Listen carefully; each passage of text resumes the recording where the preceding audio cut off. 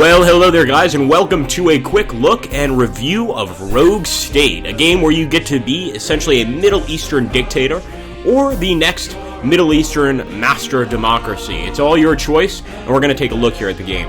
So right away guys, you get a prompt to basically create your family name. Now I think mine will be pretty easy, we'll just put Maxentius, and then you essentially choose male or female. Now I do wish there were a few more choices in portraits here, but I'll accept this for now. We essentially click OK, the game now begins.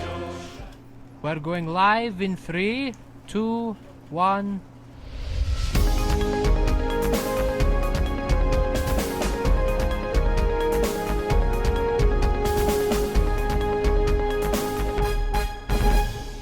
For those just joining us, we are fortunate to have an audience today with our glorious leader. Excellency, last week we experienced the conclusion of the trial of the tyrant King Solomon, with his execution scheduled for next Friday.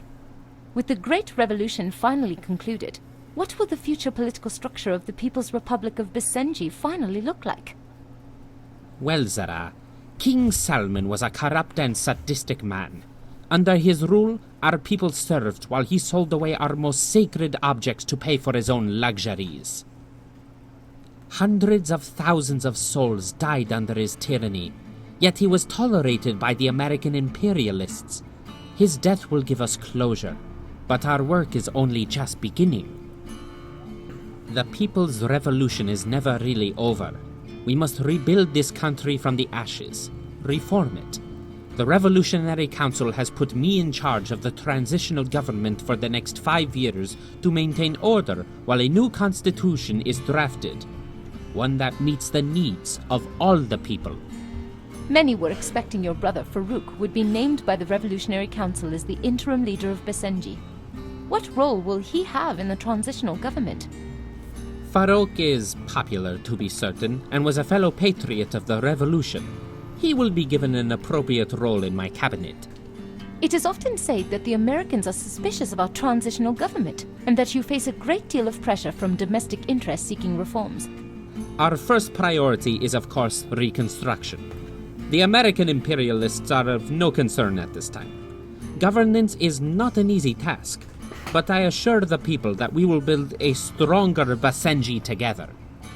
Thank you again for your time, Excellency. So there we go, guys. That's essentially the setup of the game, and I think a really cool story to start out with. We've just overthrown a terrible, terrible dictator, and we are now in power. Now, you start off with these ministers, and you need to essentially give them tasks. Each of these tasks will improve a certain thing.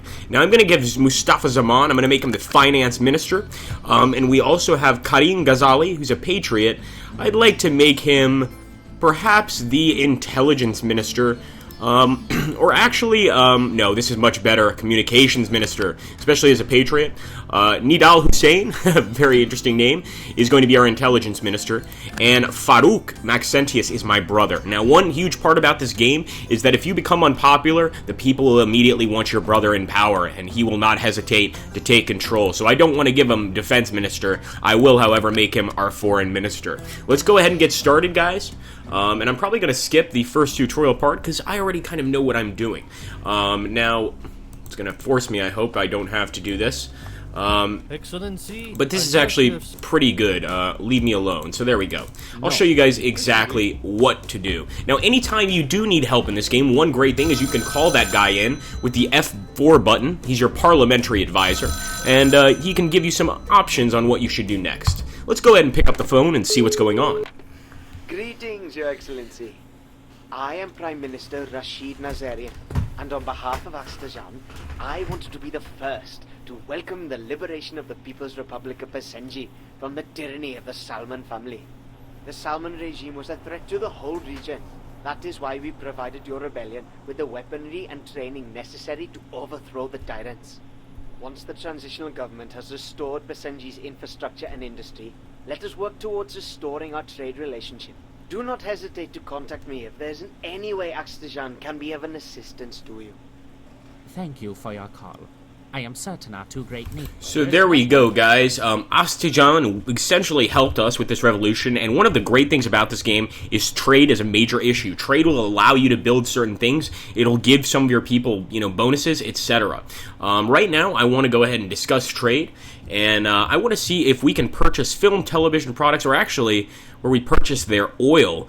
I'd actually want to end call now, and we'll take a look at the trade screen to see essentially what our people want and need. And another thing that's quite interesting here is the infrastructure page. This is extremely important, guys, and essentially the whole part of the game. We need to restore water and sewage immediately. We need to also allow foreign aid workers to start building. Don't forget, we just had a revolution. And I'm going to go ahead and allow the foreign aid workers to be a medical team. Then again, I could get some military approval if I make them engineering team, but I think medical is going to be a better idea. Let's also go ahead and rebuild our power infrastructure. And as you can see, our 280 million is soon disappearing. Now, some of these we can only build at certain turns, so we can't really worry about them right now, unfortunately. One thing we can do, however, that's very important in this game is we can go to our policies page. And this is going to affect how our people view us, and this is where you decide what kind of ruler you want to be in the glorious Republic of Basenji. So we've got 4 groups: patriots, capitalists, fundamentalists, and liberals.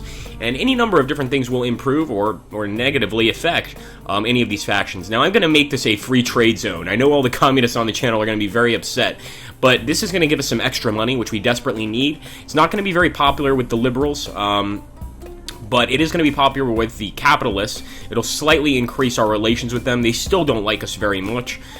We could also try to focus on the justice system, but right now I'm not going to do much. I am going to increase to a extremely low minimum wage, and this should give it some respect with the liberals, but lower our respect amongst the capitalists. For now, we're not going to change anything else, but these are all the policies you can essentially change. And last time I had a serious disaster that screwed up my country. I'd love a disaster relief fund, so let's go ahead and take a look, and we'll get a disaster relief fund too. Increase our standing with the fundamentalists and the patriots, although it's a bit too expensive, so I'm going to back up on that one actually for now. Another thing we want to take a look at is the regional map. We can essentially see where all these other countries around us are, and we could attack these countries if we wanted to. The great thing about this game is these countries change every game you play. For instance, last game I had a country called Chickenistan, and their ruler was a chicken, so they get pretty funny. And obviously Azerbaijan is going to be our ally. These are the products they produce: oil and television sets. We definitely want some of that oil, so I'm going to go ahead excuse me, guys. And I just want to show you essentially all the things you can do in the game. We also have a parliament and a cabinet. Now, the parliament is very important. They either approve of you or disapprove of you. And as you can see here, they're quite supportive of me. Once that starts getting brownish or even yellow, you got to worry. Right now, they're kind of in the middle, and most of them are in the middle. Some of them like me. We have a few disapprovals, but nothing too serious. Now, at the end of the turn, a major change will happen, and you're going to have a major issue to deal with. So let's go ahead. We're going to end our turn and see what happens. Okay, the United Nations Human Rights Council has drafted a highly critical report on the lack of human rights in Basenji. I'm going to make immediate human rights reforms, trying to improve things, because last time I was thrown out of power very quickly, but this is going to probably piss off the capitalists. So let's take a look, and I think the liberals will be happy with that. And we admit it, essentially. So there we go. Basenji citizens are increasingly identifying as capitalists. This lets us know what we have to do in terms of our policies. We need to make more capitalist policies. And just in general, try to support that. I think the alcohol tolerance would really make the capitalists happy. Let's take a look. I might be wrong. So you can always check first. Not really. So try to think the next thing. Getting rid of unions would make them happy for sure, as you can see. So we're getting rid of unions entirely. We are prohibiting unions. And I think for now we'll keep all that. Everything seems to be all right. Although the liberals absolutely hate us, and so do the capitalists aren't great with us, but this is actually pretty normal. Okay, guys, so let's go and see if we can build any infrastructure. I think we need to wait a turn, unfortunately. We definitely need to wait a turn. And one thing we're going to do in the meantime is we'll go ahead and call our friends and maybe make a trade agreement. I'd like some television sets or some oil. Either of these things can really improve our relations. And let's go ahead and call him. He told us to give him a call anytime, so we will. Let's discuss some trade. Okay, let's try to get some of their oil. We are interested in the... Certainly. Okay, so 23 million a turn. Oh my goodness. 82% of the market rate. So bad with economics. Ooh, I think it's just too much money. For now, we're not going to sign it, guys. We will probably do it later, but these are the different things you can do in the game. So I'm going to go once ahead, end the policy. Another thing I want to show you is we have a situation room. The situation room is essentially your military headquarters. From here, you can control your wars, you can do intelligence on your people, and you even got General Nader Assad here who can give you tips on what to do in war.